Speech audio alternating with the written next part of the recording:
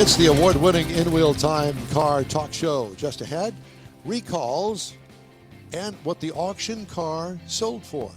It's a fun game we play. If you've not witnessed it before, I invite you to stay tuned. We always have a lot of fun doing it. Later, Jeff has the racing calendar. Mars has This Week in Auto History, and I'll have the stories making automotive news headlines. Howdy, along with Mike Out of This World Mars in Studio 2. Jeff Zekin, we always need more Jeff Zekin. And engineer David Ainsley. David. I'm Don Armstrong. Thank you very much for joining us today. Pardon my cough. But at any rate, Mr. Mars, let me ask you something. Yes, sir. When you were in school, Oof. I know it's a long, long time ago, and you probably don't remember, but I want you to kind of go back. Specifically third grade, the fourth time. Yeah, that one. Third grade, and it's the end of the day. It's 3:29, okay? School's out at 3:30. Were you that kid that I can remember going, oh, teacher, I had one more thing before we go home for the day? Were you that guy that all of the class wanted to get up and kill? I'm holding the door open for everybody else is what I'm doing. Yeah. And then over there at the door going, oh, teacher, I have one more question. He's picking on you, Mike. He's picking on you, buddy. Yeah. That's all. He's speechless. We left him speechless. And he's got his head tilted to one side like, what did I do? Thinking about what he's going to No, I know what you're talking about. I'm just not going to respond in public like this. Okay. But I noticed that you're not laughing with us. No. Hey, we all been there. That's it. We used to do that in meetings you got at the end of the meeting, you got a big luncheon and everybody's free to go or whatever the stuff after the meeting. And then somebody always does that. And it was crazy. Anyways, fun times. Mike's still rubbing his chin. He wants to kill me, I think. I didn't know that it would upset him that bad. Okay, so we're going to do some recalls so everybody can settle down. Incorrect front wheel hub bolts. That's specifically the front wheel hub bolts. Okay, on a Cadillac Escalade, Escalade ESV, Suburban 1500, Tahoe, Yukon XL for 25 and 26. It's being recalled for the bolts. I don't understand. A bolt screws in, you bolt it in to something, or you put a nut on the end of it. How do you do that on a car and send it out the assembly line? Well, I don't know either because, you would think that all of that was inspected. Well, QC. It wouldn't work. How do you? If it doesn't well, screw we're not together, talking about the nut. It'd be the bolt. So those are pressed in usually. So you're talking about a wheel stud, the stud for the wheel. Well, no. Okay. Well, yes. I don't know. That's what. But here in this, they're calling it an incorrect front wheel hub bolts. Those would be the bolts that are pressed into the rotor of the front brake. They're pressed in. Yeah. Okay. Well, what would make them incorrect? The wrong size, or if the nut screwed on it, you would think it would be the length that would be the issue. Could be, but then you would notice that right off when you're putting it on, or maybe because they're pressed in. Is it the right PSI, the right Who knows? pressure going? We're giving in? it way too much thought, but whatever. well, it's just confusing. But go ahead. Just take it back. I don't own an Escalade, so it matters not to me. Vehicle rollaway risk. Ford Escape 2026 and the Lincoln Corsair. Rollaway risk. Martha, did I just see the car leave the driveway and run down the hill? Yeah, over there at Mars' house, right? We're visiting Mars. We're right by the window. Yeah, and is somebody driving that? Wait, there's nobody there. So is that your car going down the street? Exactly. The Ford Escape and the what? Corsair, the Are Lincoln they built Corsair. on the same platform or anything? Yeah. They go down the same assembly line. Yeah. Ford Bronco. For 21 and 22. Now, this is a problem that they've recalled before. The hardtop may crack and detach. Oh. They've had problems with these tops on these Broncos. Now, not the Bronco Sport, but the Bronco, the one that comes off. Right. And I remember the first recall was the fact that the color was fading. In the gel coat or whatever they call that. Yeah, I don't know how they did it, but whatever. I'm interested to think that what parts of the country? Is it colder winter areas? Is it areas where it can delaminate, like in Arizona? I mean, they don't give that information. You No. know, Hard top plastic make get crack. brittle or something Yeah, because of yeah. the environment. Sun-baked. They've had nothing but problems with those tops. Seatbelt warning system malfunction. Land Rover, Range Rover Sport, and Range Rover Velar for 2026. Is that the electric one? The Velar? I couldn't tell you. I don't know. I'm not up to par. Yeah, you're on- up to here with your electric, eh? Yeah. Hey. Rear view camera may display distorted or blank image. Wouldn't it be funny if they put some naked woman in there Yeah. and all of a Or- sudden, huh? Clown pictures or something. Something, yeah. Well, people do that. They put pictures behind it, and then when their wives or girlfriends put it in reverse, that scary picture pops up. Is that what it Yeah, is? that's- Well, anyway, the rear view camera may display a distorted or blank image. Acura ZDX and Honda Prologue 24 and 25 model years. Airbag inflator may rupture. That's not good. No. Hyundai Elantra and Elantra GT 2015 to 2016. And the Hyundai Elantra Hybrid 24 to 26 hybrid power control unit may overheat. They didn't say it would catch fire, but it can overheat. Get pretty warm. Loose rear suspension fasteners in the Hyundai Ioniq 5 and Ioniq 9 for 25 and 26 model years. Here's a bunch more. Forward collision avoidance system may activate the brakes unexpectedly. Oh, that's not good. Oh my No. Mars, so you're doing 70 on your freeway entrance ramp test that you're well known for, and all of a sudden the brakes go. You're not going any further, and you hope and pray that nobody is behind Yeah. you. Exactly. Now, you have that. I have that feature where you back up and there's the sensor, the seat vibrates and all that if you're getting close to something or the lane This change. ain't that. No, I know. But when I back out of my garage and it's raining, my car will actually dead stop because the rain is hitting the sensors. And it's Doesn't wanna scary. get As, wet. it's scary as heck because you're backing up in a nice, comfortable 1 mile an hour, and all of a sudden it locks up. Well, this forward collision avoidance system is Same thing, malfunctioning yeah. on the Hyundai Santa Cruz, Tucson Hybrid, Tucson Plug-in Hybrid 25 and 26 model years. Wheelchair restraint retractor may not lock. Oh, look, there goes Aunt Martha right through the windshield. Ford Odyssey and Ford Terra Transit, whatever that is, and the Toyota Tundra for 2024. Debris in the engine may cause a stall. Debris in the Debris. engine? Debris. That's what it says. Debris in the That's engine. that French stuff. Yeah. Okay, so are you ready to run down the? Yeah. So Mars pointed out to me. I said it's complicated the way that we do this, but boys, Of course. Don't want to do simple. to be. No, We of can't course do not. it simple. Mars pointed out to me after I sent him the sold car roundup this week that the prices are all wrong. I'm going, well, not to my knowledge. So, and he starts quoting all this other stuff, and I'm going, Scripture. I can't go with all that. They're close, let me put it that way. But what I get from Hemmings is what we're going to go with today. So, first up, So we can make up our own prices on this? no, we can't. All right. This is what they sold for. So, first up on the sold car roundup, everybody get ready to chime in There you on your go. guess as to what the car sold for. Oh, This, my ladies and gentlemen, is the biggest. Baddest. A 1959 Cadillac Oh, my. Series 75. This is Oh, as big my as they come, God. ladies and gentlemen. So, how much do you think that this I'm beauty going big. sold for? 175. 175 I'm thinking is that. what Jeff Yeah. says. $175? Yeah. I think he's Plus. saying. I think he's thinking. It's gorgeous. It is. It looks like it is an all original, even with the wide whites, everything about it. Look at the size of those fins. Yeah. How much do you think that this car sold for on the Hemmings sold car? George says 39,999, and this is pre-Dagmars. Yeah, there's no Dagmars There's no on there. Dagmars. Yeah, but on it this. does have a great set of fins. Yeah, It does. It's got some training Dagmars. Yeah. So I don't know whether Heitzman's with it. Yeah, Is here he Heitzman with comes. us? Oh, okay. The Lusk family says 33K. 33,000. David and Stacy. Okay. So do we wait for Mr. Heitzman? can. He might not even be there. He's working probably on Artemis. yeah, on the working on the Artemis Blue 3. Origin thing that blew up this No, week. that's not his.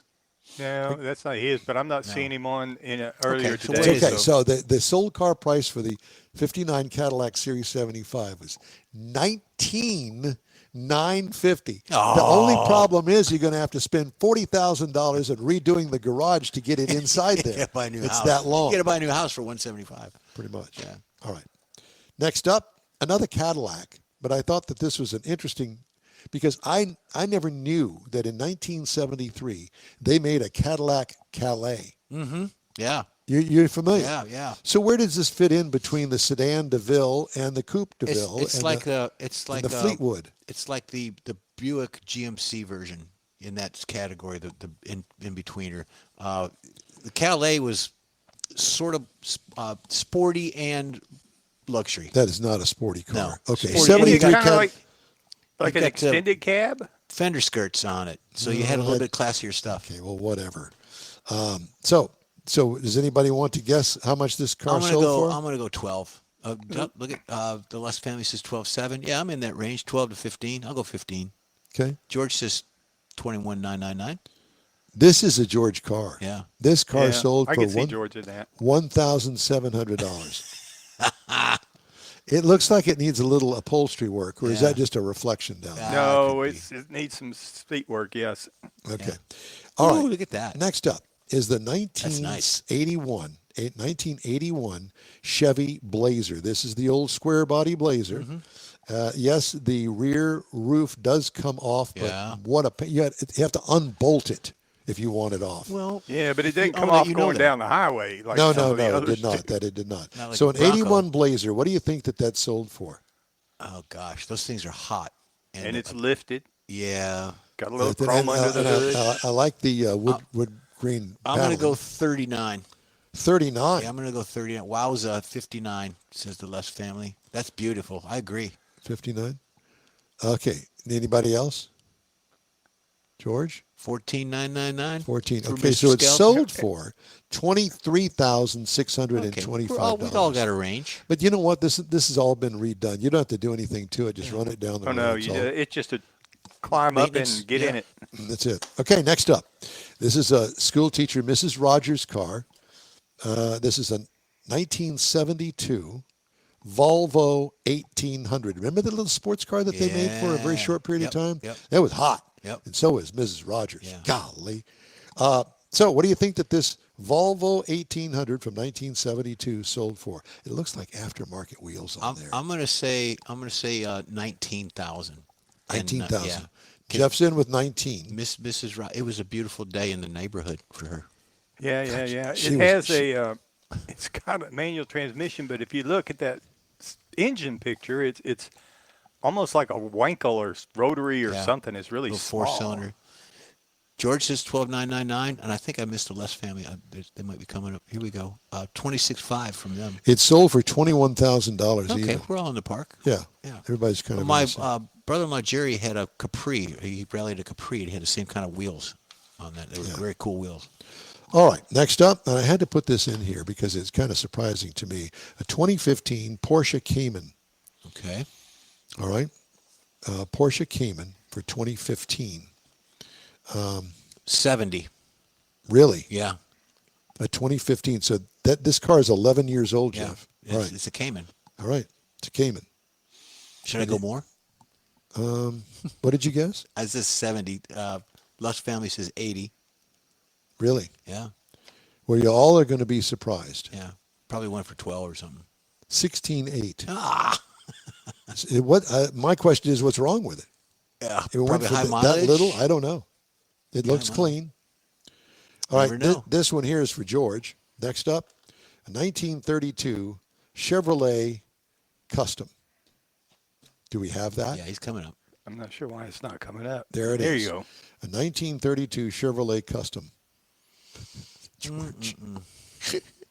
George, I'm sorry. I'm not trying to offend you, but I thought, well, this is a George car. George sent, I just noticed George sent a picture of his first car, so we're going to put that up for next week. Okay. I'm looking at 17,000. I'm way off. Really? I'm thinking way off. 17. Well, it does not have the stock engine in it. Looks like it's got a Chevy or something. Yep. How much? 17. 17. All right. 32 from George. David and Stacy said 5K. Well, they win. Yeah. $5,320. Wow. So don't Very tell me nice. you can't afford to get into a hot rod. Or you're going to spend another 60 grand tubbing it out and putting an LS. This one here is Mars car of the week. Next up. It's coming up. I There you love go. this. I'm telling you. You have your The only own? problem with that is that on-ramp accelerator test that you happen to have. I'm not thinking real good thoughts there. Do I see a Briggs and Stratton stencil on that? Could engine? very well be. That's the motor. I'm just, yeah, this is your own personal clown car you can have here. 1960 Vespa 400. Wait a minute. Wow. Vespa. Didn't they Yeah. make those funky little Italian Yeah, motorbikes? Yeah. There you go. David and Stacy said 25. I was going to go around 4. I'll do 4. Well, David and Stacy, I'm telling you, they got it They together. yep. They're collectors. 18821. Wow. The only problem is you have to ask yourself, can I fit in it? Yeah, I But don't think. the other thing I was thinking about, if it's got I couldn't find it in the picture, but if it's got a moon roof or a sunroof that you can open up and stick your head out the Pop top. your head. You know, it does look like it, Mike. It's got something. That Well, would be yeah. one of those that Yeah. that big humongous guy in all of those Bond movies with the braces teeth. yeah. would stick his head yeah, out of. yeah. All right, so that sold for $18,821. Next up is a 2005 Chrysler Crossfire. When that thing came out, that was the hottest looking Yeah, it little was. thing. Yep. And the problem is it had no leg room in it whatsoever. Because it was based, this is back when Chrysler was owned by Mercedes-Benz, and they took their, I don't know, whatever little car that they had at the time and rebadged it. Vespa.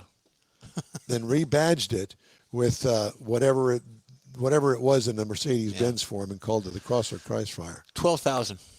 12,000, Jeff says. Anybody else? They're coming up. George says 12,999. Okay. Still talking about the clown car that we just looked at. I think so. All right. All right. The actual sold price was $9,500. There you go. The under hood needs a little cleanup, I would think. So what have we learned today? Don't let me buy your car. And also, don't buy the Vespa automobile Yeah. before I'm you afraid sit in it. I would have to buy that. Yeah, Because I can fit that in my garage. I got a little corner over I could put it in the garage. you take underneath all the shelf. crap out of the garage and then put that in, and then put all the crap Oh, over the the in-wheel top time of it. studio stuff. I bet it doesn't take up as much room as a golf cart. Oh, I Probably bet not. not. Yeah, No. you're probably right. Okay. Hey, you're invited to join us every week for our live show, 10 to noon Central. Listen, watch on InWheelTime.com, Facebook, and YouTube. If you miss it, you can catch all the action through our podcast from your favorite podcast channel anytime. Time to take a quick break. We're back right after this. Stay with us. The Tex-Mex dining experience is defined by Loopy Tortilla, your destination for Texas's best beef fajitas and frozen margaritas. Since 1983, Loopy Tortilla has served authentic and time-tested recipes made with the freshest ingredients. Atmosphere is part of the award-winning experience at Loopy Tortilla, all developed in a little house near Highway 6 and I-10 in Houston. Visit any of the Loopy Tortillas and you'll see the same attention to detail in each and every location. Start your Loopy experience with queso flammeado and guacamole, along with a classic frozen margarita. Dine on famous Loopy beef and chicken fajitas or pepper shrimp brochette, or a fish or vegetarian entree, and finish with a scrumptious flan for dessert. Find Loopy Tortilla in Houston, College Station, Beaumont, Austin, San Antonio, and Dallas-Fort Worth. There's a Texas location near you. The recipes are authentic and time-tested. The ingredients always fresh. Loopy Tortilla. Eats pretty good.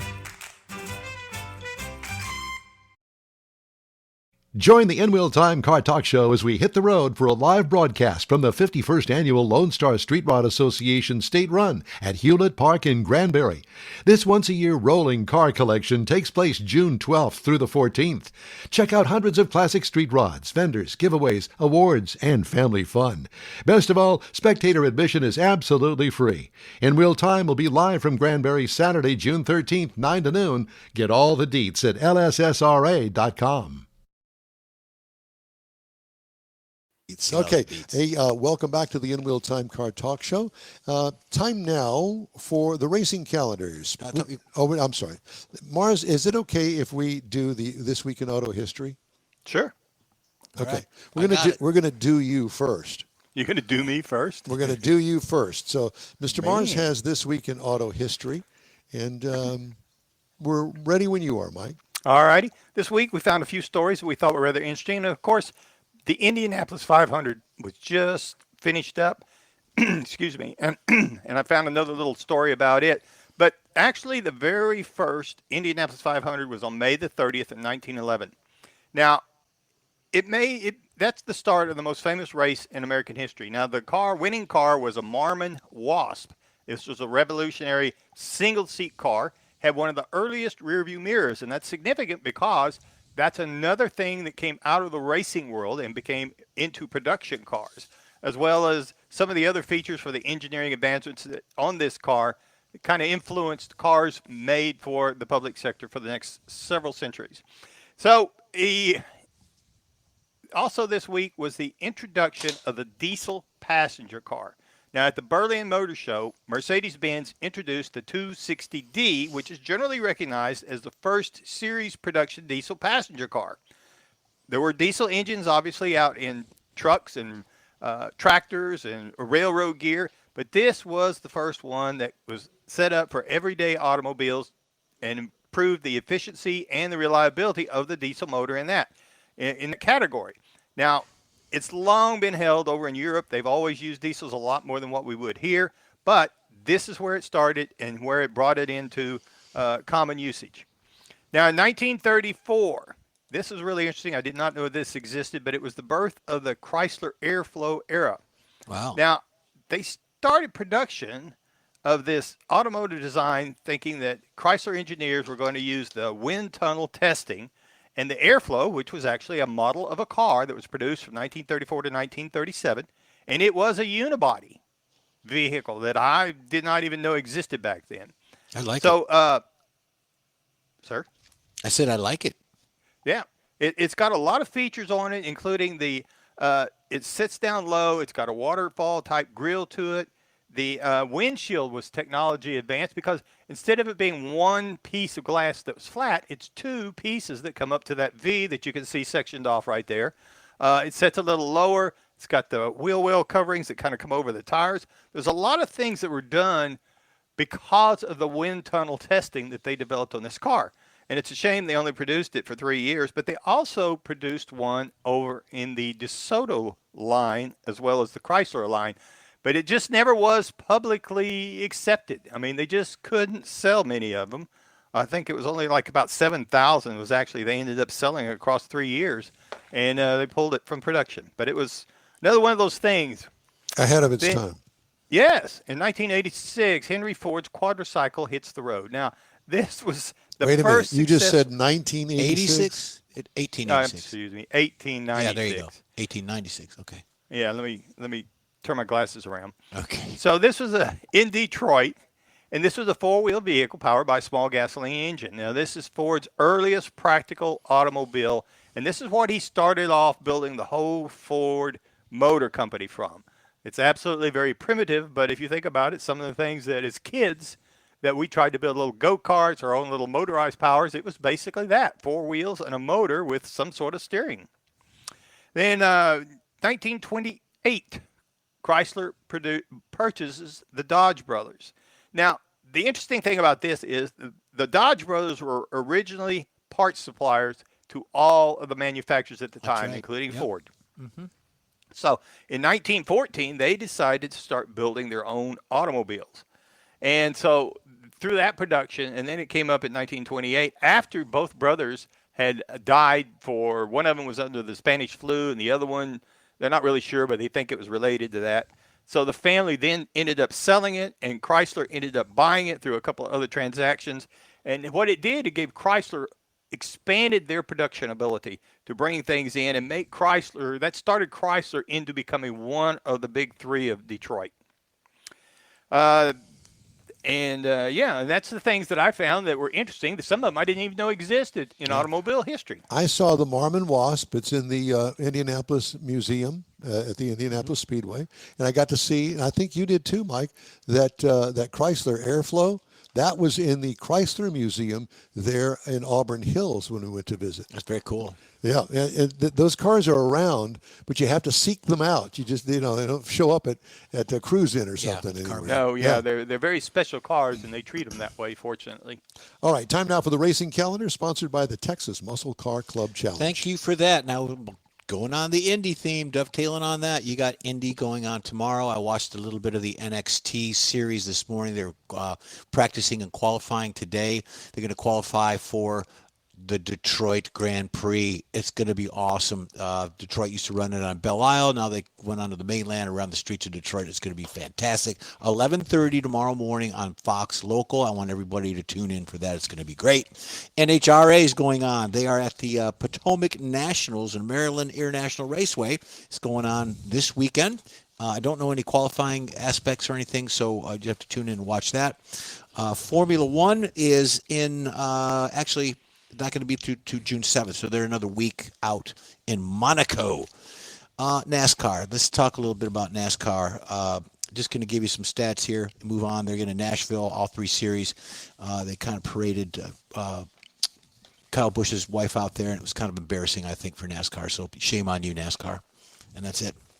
Okay, well, thank you. Yep. For America's 250th birthday, Chevy gave itself the honor of blowing out the candles. GM set up an 188-foot-long birthday cake topped with 250 oversized candles at the Indianapolis Motor Speedway. Then used a 1,250-horsepower Corvette ZR1X to extinguish the flames at 90 miles an hour. We're going to wrap up today's In-Wheel Time Car Talk Show right after this quick break. Your car is a direct reflection of you, so don't be satisfied with color fade or a dingy, dull appearance. Get rid of those terrible automated car wash scratches.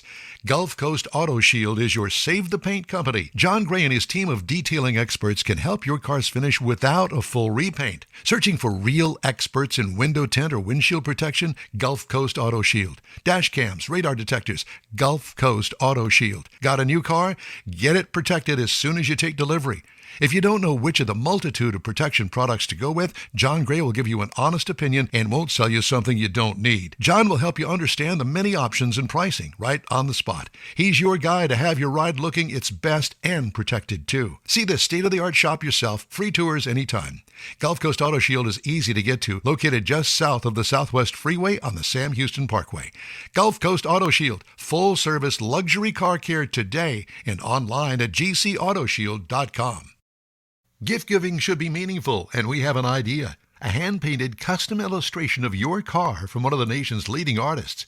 Now you can get one or a car show poster customized for you, a friend, or a loved one.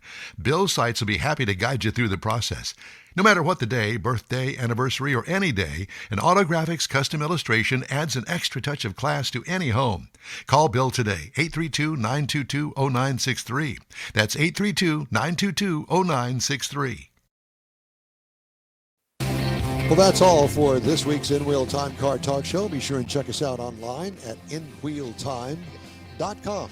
We're always looking for new, informative, and great automotive things to bring to our global audience.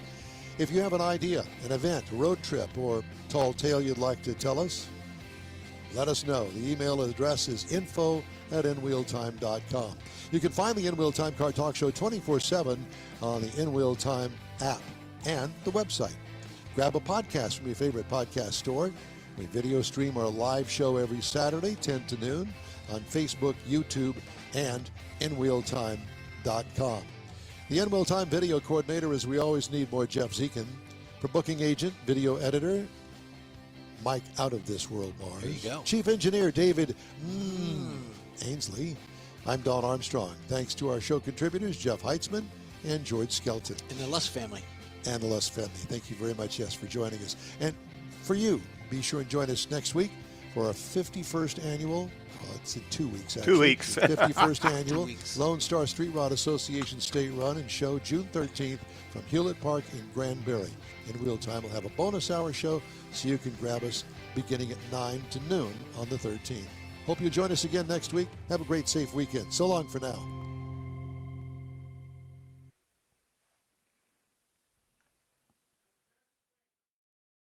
That's it for this podcast episode of the In-Wheel Time Car Show. I'm Don Armstrong, inviting you to join us for our live show every Saturday morning on Facebook, YouTube, Twitch, and our InWheelTime.com website.